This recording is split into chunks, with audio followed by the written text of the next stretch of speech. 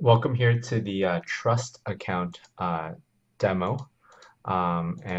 This is the process to open up a trust account titled or under the living trust or any type of trust account. So again, we'll put in the username and a password provided in the email for the trust account after getting to, of course, the login page using the link in the email. Now, after you do that, you'll be able to access the screen where you have to change the password. So we're first going to come back here and you can see we're going to put in the current password and then we're going to think of a new password to put in. And this new password will be what you use going forward if this trust account is your only account. Otherwise, this is only for the application, and the first account listed in the email would be your main account login going forward. Here's where we're going to have a little bit of a confirmation number sent to your email. It looks like a 5-digit token, so go to your email and retrieve it, and you'll see that once you put in the token, it will confirm that your password has been changed, and you'll be able to get into the actual trust name and the account information that we've pre-filled for you. So this is using information that we have on file, making sure that it's the trust types match, that the ID number matches, and sometimes this ID number is a separate ID number, tax ID number for the trust, or it could be your personal social security. But again, we would have populated this if we have this information on file along with the principal place or the address that is quote unquote the trust address. Okay, and then of course we can add any settlers or grantors, right? So we can go in and again we would have pre-populated this information if we had it, and again the settler or grantor should be someone if it again is a living revocable trust, it should be yourself, right? And we're going to again put in the address, run through all the information necessary so that it matches who the actual individual settler or grantor is. All right, so we're just going to run through the information here and populate it.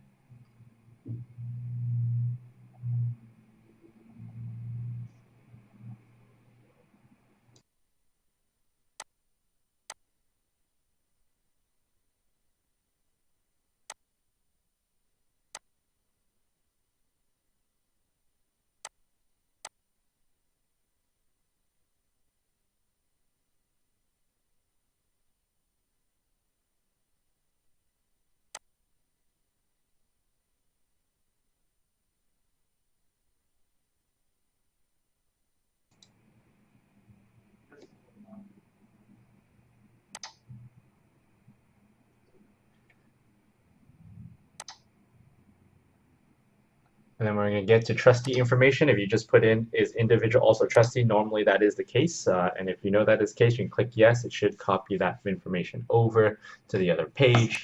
Enter the trustee occupation, trustee's job title, right? Again, date of birth. And this information, again, should be populated already. But if it's not, please go ahead and populate it as you understand your own trust, okay? And then finally, can the trustee sign documents on behalf of the trust? Usually it will say in your trust whether that is the case or not. So you can go ahead and answer the question to make sure that applies to you. And then here we have the security questions. And if this, again, is your only account, these security questions will apply for you. Once the account's open, you will use the same username and the new password you created as the main login. The security questions is in case you forget your password, you will use these security questions to reset your password. And then now we're going to continue here and put in the ownership. If you have any joint owners, or just again match up the percent ownership of the registered trustees. Let's see here. for some reason it doubled up, so we're going to actually take out one of the people, make sure again it's just one person or joint owners, whatever the case may be, and then we're going to hit continue. And this is the beneficiary, so you can see Katie Johnson is the beneficiary, right, of the account. We should be able to continue again there. All right, the classification of the trust, so please identify the manner in which a trust is treated for U.S. Income tax purposes. So we can put in, again, the most common one, unless you know differently. And then the W-9 is something that might need to be filled out per the trust.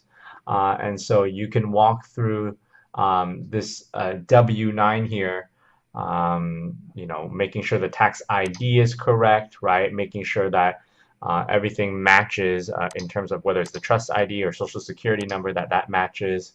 Otherwise, you can go ahead and type in your name, right? And then at the bottom, you can see that there's a box where you check. And so you can do that and save and continue. All right. And then here, we're going to put in just some account information about the net worth. So make sure that all matches. We've pre-populated, but go ahead and double check. Make sure it matches your personal experience, and then it's going to process that information. This now gets into matching up the advisor, which of course it's Dragon Financial, and then you would again type your name to sign off on it and save and continue as well. Here is accepting a liability and saying that we are the people responsible, Dragon Financial, not necessarily Interactive Brokers. And then there's a slew of different programs here and disclosures which we have on the FAQ. So I'm just going to quickly click through all of this. And if you have questions with any of this, and the reason of why there's so many, it's because Interactive Brokers does have a lot of investment choices to be able to select from, so they just want to make sure you understand the risk. In the FAQ, we have broken this down so you can read through that just to make sure that it's all understood. But again, we're going to quickly click through it as part of the demo and how to get through the application. All right. So once you've clicked through all of it, you'll be able to make sure that the account title is correct, put in your name, and then hit save and continue. At this point, there's a sub-account fees, which is part of a demo, so your fees don't change. We'll get one or two more pages, but here, the last piece is about funding the account. And funding the account simply says that, how we fund it, but we should have put in instructions. And with the trust, there are some additional pieces at the end here. So there will be certain things about pending and certain documents you need to send in. So first, the document is about the trust certification. So everything's pre-populated now, so you can click to download it.